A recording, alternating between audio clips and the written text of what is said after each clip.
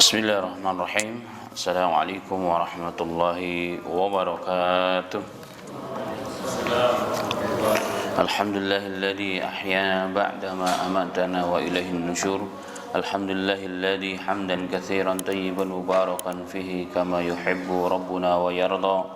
Allahumma shalli wa sallim ala habibina al-Mustafa Muhammad bin Abdillahil Amin sallallahu alaihi wasallam wa ala alihi wa ashabihi at-tayyibin wa tahirin wa man sanna bisunatihi ila yaumiddin. Yaqulu Allah tabaraka wa ta'ala ya ayyuhalladzina amanu ittaqullaha haqqa tuqatih wa la tamutunna illa wa antum muslimun wa qala laqad kana lakum fi rasulillahi uswatun hasanatun liman kana yarjullaha wal yaumil akhir wa dzakarallaha katsira. Amma ba'd. Alhamdulillah jemaah yang dirahmati oleh Allah Subhanahu wa taala, bersyukur kembali kepada Allah di pagi yang berbahagia ini kita semua masih diberikan taufik oleh Allah, kemudahan oleh Allah, hidayah Allah Subhanahu wa taala sehingga sama-sama dapat menjalankan satu rukun Islam, yakni salat, tambah salat berjamaah dan juga puasa di bulan Syam, di bulan Ramadan ini. Alhamdulillah. Dan Allah juga masih begitu sayang kepada kita, memberikan kesempatan, kemudahan untuk sama-sama kita duduk kembali dalam majelis Syama'il Tirmidzi atau Syama'il Muhammadiyah, kitab yang menceritakan kepada kita tentang seluk-beluk kehidupan Nabi Muhammad sallallahu alaihi wasallam, dohir dan batinnya, hal-hal semua yang terkait dengan Nabi kita Muhammad sallallahu alaihi wasallam. Dan sebagaimana disampaikan di awal bahwa ma'rifatul Rasul, pengetahuan atau mengetahui atau mempelajari tentang seluk-beluk kehidupan Rasul, baik dia sebagai seorang pribadi, sebagai kepala rumah tangga, sebagai kepala keluarga, sebagai kepala pemimpin umat, dan juga sebagai seorang nabi adalah wajib bagi setiap kita. Karena orang yang tidak tahu seseorang tidak akan pernah mencintainya, dan orang yang tidak pernah mencintainya tidak pernah menghargainya. Maka cinta kita ini kepada Rasul palsu. Kalau kita mengatakan cinta kepada Rasul, beriman kepada Rasul, tapi tidak tahu Rasul itu siapa, bagaimana itu Rasul, bagaimana kehidupan Rasul, bagaimana seluk-beluk Rasul, bagaimana dohir dan batinnya Rasulullah sallallahu alaihi wasallam. Itu cinta palsu. Memang sekarang lagi banyak cinta palsu, janji palsu, semuanya ada. Adalah tanda-tanda akhir zaman. Dan semoga kita semua bukan termasuk orang-orang tersebut. Amin ya rabbal alamin. Baik, kembali kepada materi kita jemaah sekalian yang dirahmati oleh Allah Subhanahu wa taala. Pada bahasan sebelumnya dibahas tentang rambut Nabi Muhammad sallallahu alaihi wasallam. Disampaikan dalam bab tersebut ada 3 hadis, bab ketiga. Dan bab keempat ini juga masih terkait dengan rambutnya Rasul. Jadi Islam mengajarkan kepada kita, yang kemarin di akhir bahasan, tidak ada ajaran yang sedetail ini. Subhanallah, bahkan terkait dengan rambut, terkait dengan bab sekarang adalah bab cara bersisirnya Rasul pun ada bahasanya. Inilah agama kita, agama yang sempurna. Inilah suri tauladan betul Nabi Muhammad dalam segala hal, termasuk cara merawat bahkan menyisir rambutnya. Subhanallah. Baik, berkata Al-Imam At-Tirmidzi rahimahullahu taala, babu ma jaa fi tarajjuli Rasulillah sallallahu alaihi wasallam, bab cara bersisirnya Rasulullah sallallahu alaihi wasallam.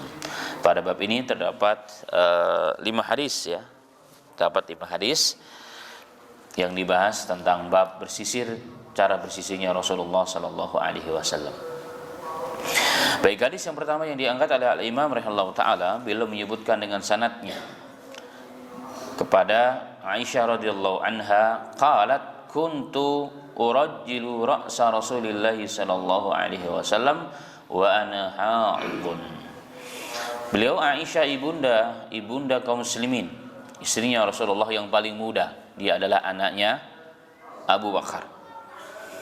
Rasulullah pernah menggambarkan kedudukan Aisyah di antara istri-istrinya.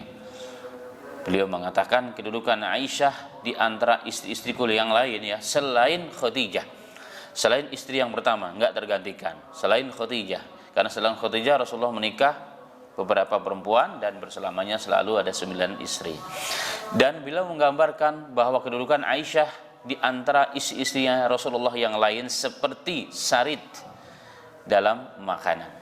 Sarit itu adalah makanan khas orang Arab sampai hari ini ya, yang terbuat dari roti yang lebar, khubus orang bilang kalau di Jakarta, khubus ya, yang lebar-lebar itu disuir-suir, dipotong-potong kecil, ditaruh di nampan atau di piring lah begitu, kemudian disiram dengan kuah, kalau ada dagingnya kasih daging dan seterusnya.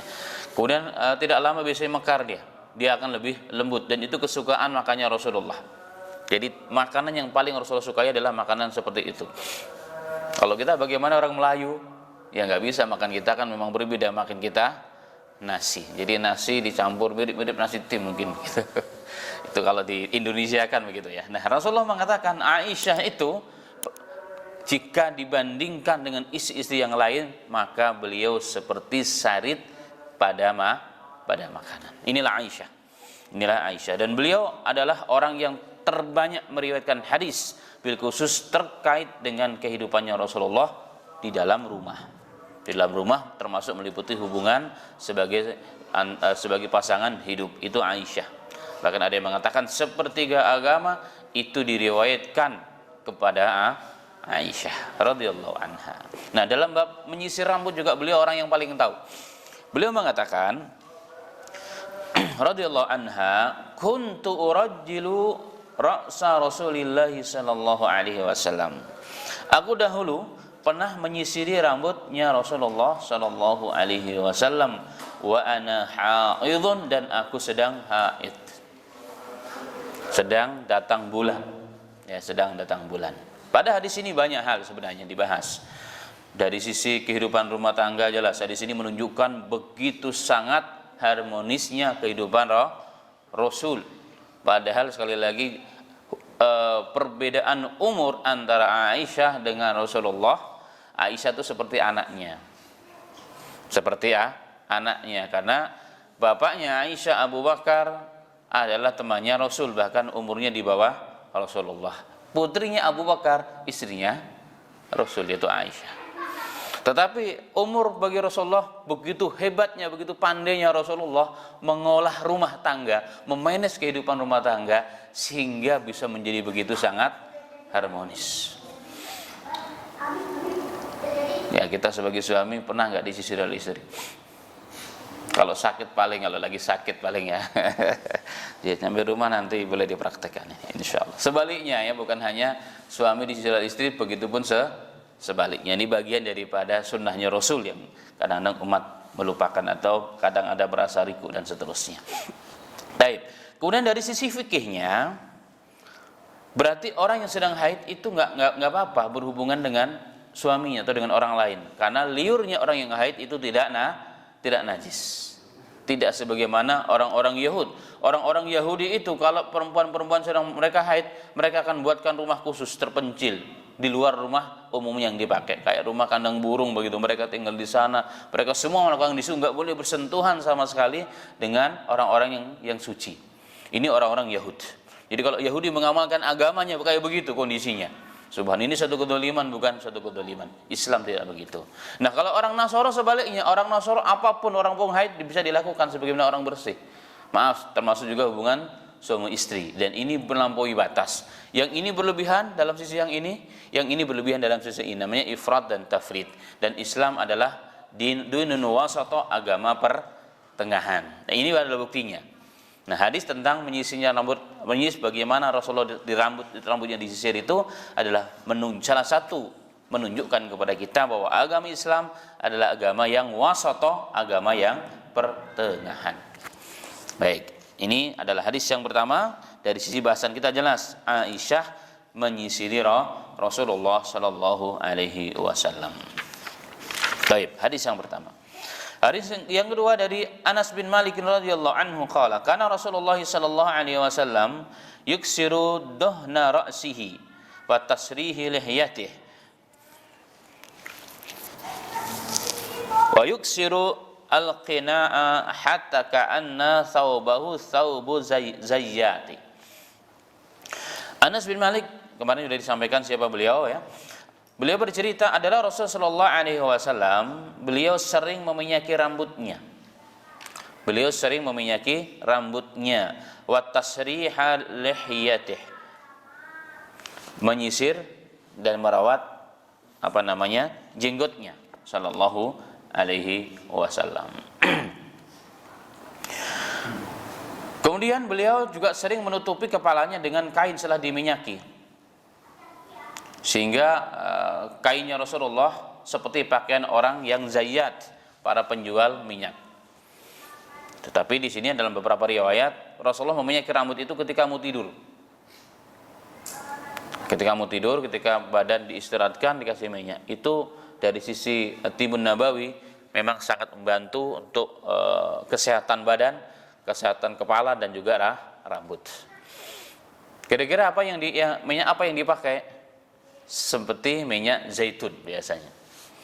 Jadi seperti minyak zaitun itu fungsinya bukan hanya untuk diminum, fungsinya bukan hanya untuk dimasak, tapi termasuk juga untuk berbagai macam hal, termasuk untuk merambuti kepala. Dulu waktu mahasiswa kadang-kadang sering mengamalkan di sini. Jadi bantalnya pun kita kasih semacam kain khusus supaya tidak nempel di bantal, karena nempel kan pasti bau. Nah, Rasulullah ditutup kepalanya. Ya, ditutup kepalanya, kemudian Rasulullah tidur dengan kain yang ditutup tersebut ke atas kepalanya. Itu Nabi Muhammad SAW. Dan ini bagian dari perawatan. Ya, ini bagian dari perawatan rambutnya Nabi Muhammad SAW, dan kita akan ketahui kalau kita amalkan itu, kepala kita jadi fresh, segar. Ya kan, yang pusing-pusing jadi hilang, jadi segar, betul-betul relaksasi betul ya. Terasa betul relaksasi untuk kepala itu dengan cara yang seperti itu. Jadi bukan pakai minyak rambut ketika mau jalan-jalan enggak, tapi ketika mau istirahat, karena fungsinya untuk menjaga kesehatan badan termasuk kepala dan rambut. Baik. Kemudian hadis yang berikutnya hadis yang berikutnya diriwayatkan oleh Imam rahimahullahu taala dengan sanadnya yang cukup panjang kepada anak pamannya Rasul, Abdullah bin Abbas. Kepada anak pamannya Rasul, Abdullah bin Abbas. Kita lihat orang yang bercerita tentang kehidupan Rasulullah secara sebagai pribadi kebanyakan orang dekatnya. Tadi Aisyah, yang kedua adalah Anas, yang ini adalah Abdullah bin Abbas, nanti yang terakhir hadisnya adalah Ummu Hani. Ummu Hani juga masih ada kerabat dengan Rasulullah ketika di Mekah. Jadi, karena memang ini terkait dengan seluk-beluk kehidupan Rasulullah SAW dalam keseharian. Abdullah bin Abbas meriwayatkan pada hadis ini, anna Rasulullah SAW kana yasdilu sya'rahu wa kana musyrikuna yafrikuna ru'usahum wa kana ahlul kitab yasdiluna ru'usahum. Oh sorry.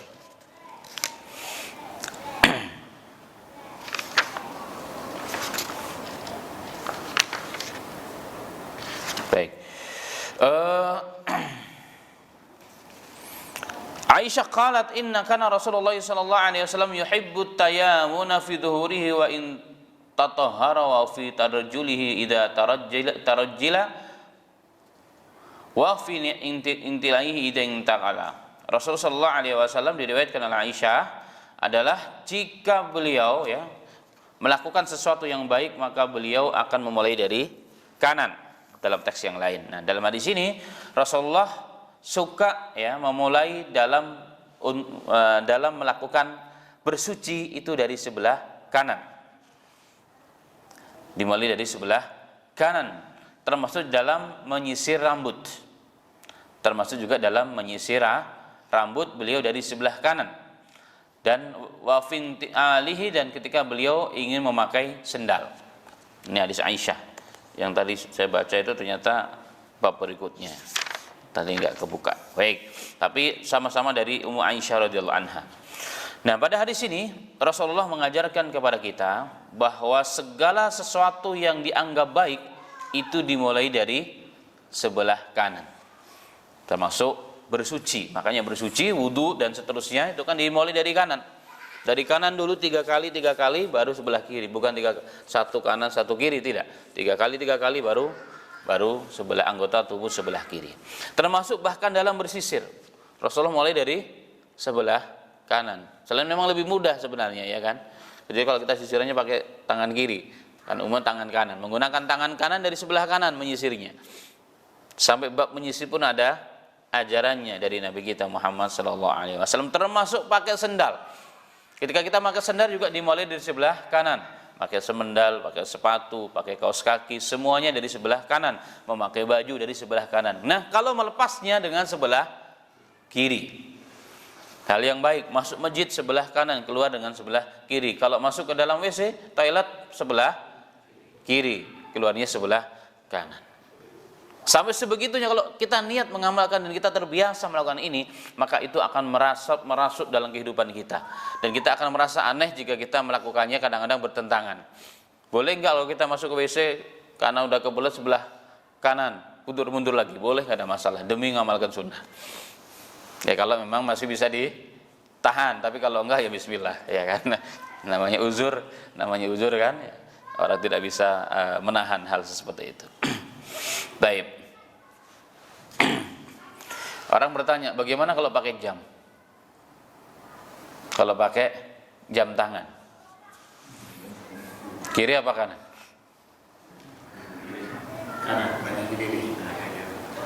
Umumnya kiri. Katanya ada seorang ustadz, kalau ke sebelah kanan yang baik-baik, terus sebelah kiri kapan dikasih hiasan katanya. Itu akal ya, itu namanya beragama dengan berakal, ya kan? Beragama dengan berakal. Tapi kalau merujuk kepada hadis ini jelas. Pakai jam hiasan itu yang pertama. Yang kedua adalah perkara yang baik. Itu termasuk kitabul libas dan babuz zina. Kalau dalam kitab itu namanya bab berpakaian dan bab berhias. Itu perkara baik ataupun tidak? Baik. Berarti kalau kita merujuk kepada hadis ini, sebelah kanan, sebelah kiri, Ustadz kira-kira? Sebelah kanan ya, sebelah kanan. Tapi saya nggak pakai jam, jarang pakai jam. Punya jam pun karena peninggalan kakak meninggal, saya pakai kadang-kadang. Jahit. Ada yang pakai jam? Alhamdulillah sebelah kanan. Taib. Itu namanya langsung mempraktekkan ilmu yang kita bahas hari ini. Amalin langsung ya, dapat ilmu langsung diamali. Itu lebih bermanfaat ya daripada yang tidak. Subhanallah. Sehingga kita pakai jamnya betul ternyata berpahala. Jamnya sudah mahal-mahal ya kan? Sampai 3 juta, 4 juta, apalagi kalau yang si fulan itu harganya sampai ratusan juta. Sayang kalau tidak menjadikan pahala. Ini pikiran kita, sayang kalau tidak menjadikan pahala, cuma pahala pakai jam doang. Loh, satu pahala nanti akan bisa membawa kita ke surga ataupun satu pahala ke dalam neraka. Bayangkan kalau kebaikan dan keburukan kita seimbang, atau gara-gara kurang satu, akhirnya yang berat adalah dosanya, masuk ke mana kita?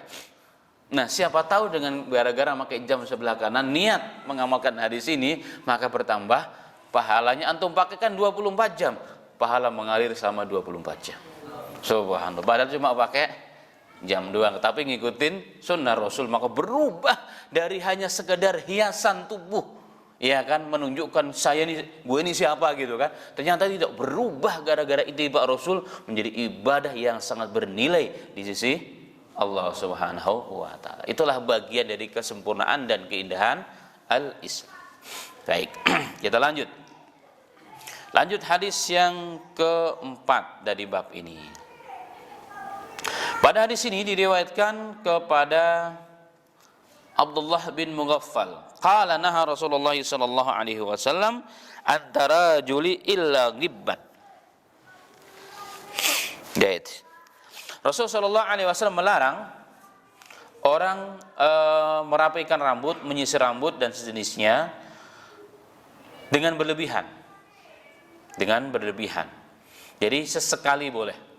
Jadi satu hari pagi, siang, sore terus kerjanya nyisir rambut melulu.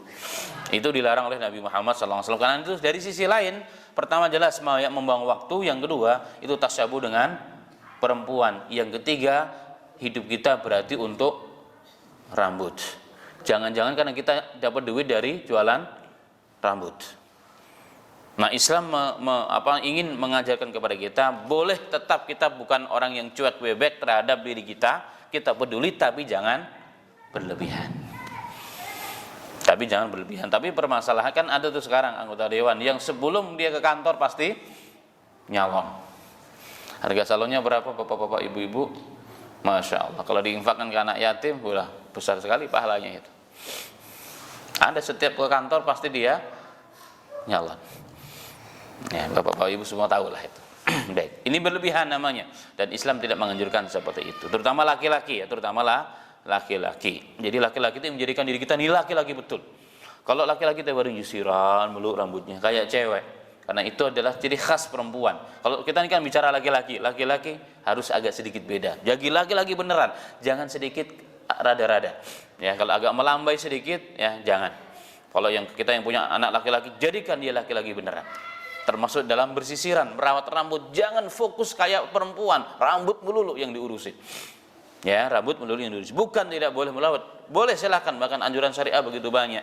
Tetapi jangan fokus kepada hal yang suatu hal yang lebih bermanfaat yang membawa kita kepada keridhaan Allah dan surganya Allah Ta'ala. Kalau dibilang gibban sebenarnya begini, ada satu riwayat juga, ada sebagian yang melemahkan tetapi ada yang mensahihkan.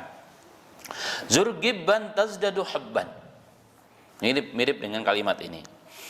Janganlah kalian setiap waktu bersilaturahmi dengan saudaramu, tetapi jarang-jarang ya, mungkin seminggu sekali, seminggu 2 kali paling banyak. Jangan setiap waktu ziarah melulu. Ya ketemuan melulu akhirnya apa? Justru akan retak biasanya hubungan itu. Karena sesuatu yang dijarang-jarangi itu tetap akan terjaga keharmonisannya sebagai saudara. Ya, orang yang tiap hari ketemu, yang satu rumah, ya kita lihat kalau kita masih tinggal satu rumah ya, satu rumah biasanya berantem melulu kerjanya. Tapi kalau kita udah pisah, cuma seminggu sekali, bahkan sebulan, bahkan mungkin cuma hari raya, beda nggak kira-kira rasanya? Beda, kayak terasa banget saudaranya. Terasa banget saudaranya. Giliran yang di samping, cuek, bebek. Apalagi sekarang zaman handphone, yang dekat semakin jauh, yang jauh jadi terasa dekat. Itu kondisi yang ada. Nah, kembali kepada di sini mirip juga begitu maksudnya. Artinya menjarang-jarangi, jangan terlalu sering mengurusi hal-hal yang seperti itu. Baik. Itu anjuran Nabi kita Muhammad sallallahu alaihi wasallam. Hadis yang terakhir dalam bab ini dari Humaid bin Abdurrahman an rajulin min ashabi Rasulillah ashabin Nabi sallallahu alaihi wasallam anna Nabi sallallahu alaihi wasallam kana yatarajjuli qibban. Adalah Nabi Muhammad sallallahu alaihi wasallam menyisir rambutnya hanya sesekali. Jadi tidak tiap waktu, tiap menit beliau menyisir rambut. Tetap disisir, dirapikan harus ya.